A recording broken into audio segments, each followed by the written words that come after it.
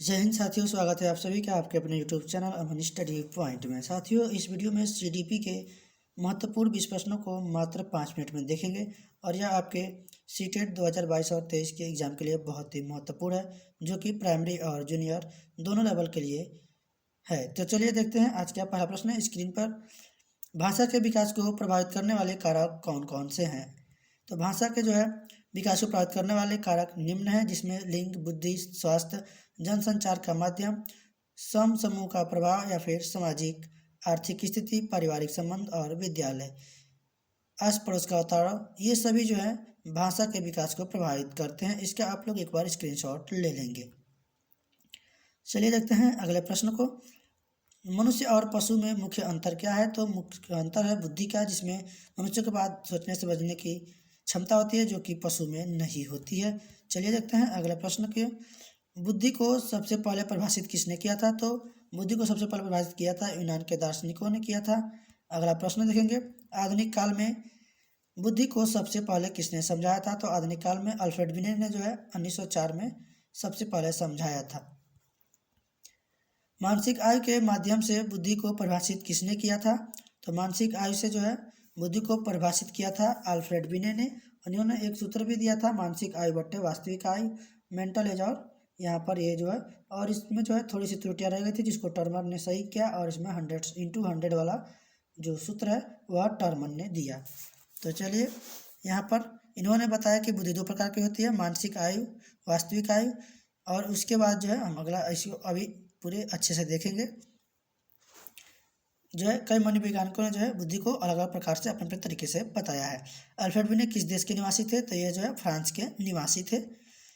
Alfred बिने किस विषय के प्रोफेसर थे? यह मनोविज्ञान के प्रोफेसर थे। बुद्धि का एक कारक सिद्धांत किसने दिया था? तो अल्फ्रेड बिने ने दिया था। और इनके 2 सहयोगी थे, जिसमें एक टर्मन थे और स्टर्न थे और साइमन भी थे। तो ये तीनों इनके सहयोगी थे। और टर्मन ने मानसिक आयु बट्टे वास्तविक आयु और इंटू 100 वाला सूत्र दिया था। और केवल मानसिक और वास्तविक आयु की पूछा जाए तो वह बिने ने दिया था। तो ये इनके सहयोगी साथी हैं, इसको भी आप याद रखेंगे।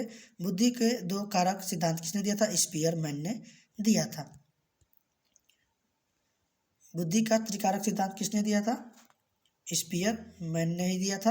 अगला प्रश्न देखेंगे, बुद्धि के 2 कारक सिद्धांत कौन कौन से हैं? तो बुद्धि के 2 कारक सिद्धांत है, इसमें एक सामान्य और एक विशिष्ट होता है, जी कारक और एस कारक, जनरल और स्पेशल।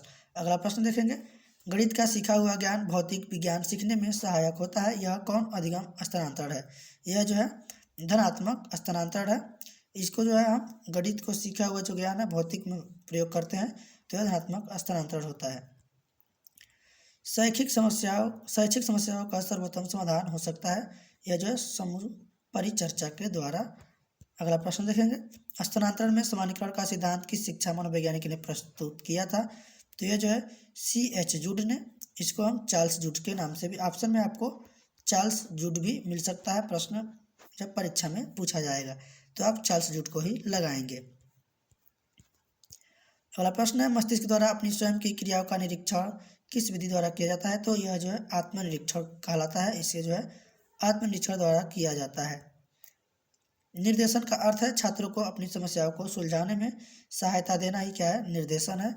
यह एक प्रकार से निर्देशन की परिभाषा भी है, इसको आप याद रखेंगे। छात्रों को अपनी समस्या सुलझाने हेतु सहायता देना, यह क्या है? निर्देशन है। अगला प्रश्न है, बच्चों में बौद्धिक विकास की 4 विशिष्ट अवस्थाओं की पहचान की गई, किसके द्वारा? पियाजे के द्वारा। यहाँ पर 4 अवस्थाएं दिए थे, 0 से 2, 2 से 5, 5 से 12 और 12 से 18, जिसमें संवेदीगामक, पूर्व संक्रियात्मक, मूर्त संक्रियात्मक और अमूर्त संक्रियात्मक, यह 4 अवस्थाएं पियाजे के द्वारा दी गई थी। विकास कभी न समाप्त होने वाली प्रक्रिया है। यह विचार किससे संबंधित है? यह निरंतरता के सिद्धांत से संबंधित है। अगला प्रश्न है, प्राथमिक स्तर पर एक शिक्षक में निम्न में से किसे सबसे महत्वपूर्ण विशेषता मानना चाहिए? तो इसे धैर्य और दृढ़ता को। यह सभी प्रश्न आपके एग्जाम में पूछे गए हैं और काफ़ी महत्वपूर्ण है। बाल्यावस्था में बालक भौतिक वस्तुओं के किस आवश्यक तत्व में परिवर्तन समझने लगते हैं? तो वह उनकी संख्या, द्रव्यमान, क्षेत्र, यानी जो एरिया है, जो उसका भार है, द्रव्यमान है, और उसकी संख्या कितनी है, 1 2 4। तो बाल्यावस्था में यह बच्चे समझने लगते हैं। दूसरे वर्ष में अंत तक शिशु का शब्द भंडार कितना हो जाता है, तो वह लगभग 100 हो जाता है। तो साथियों हमने जो है मात्र 5 मिनट में 20 प्रश्नों को देखा है यहाँ पर। और यदि आप सभी को वीडियो पसंद आए तो वीडियो को लाइक और शेयर कर दीजिएगा, और चैनल पर पहली बार हैं तो चैनल को सब्सक्राइब कर लीजिएगा और बेल नोटिफिकेशन आइकन को दबा दीजिएगा, ताकि कोई भी वीडियो का नोटिफिकेशन जो है सबसे पहले आप तक पहुँचे। धन्यवाद। जय हिंद।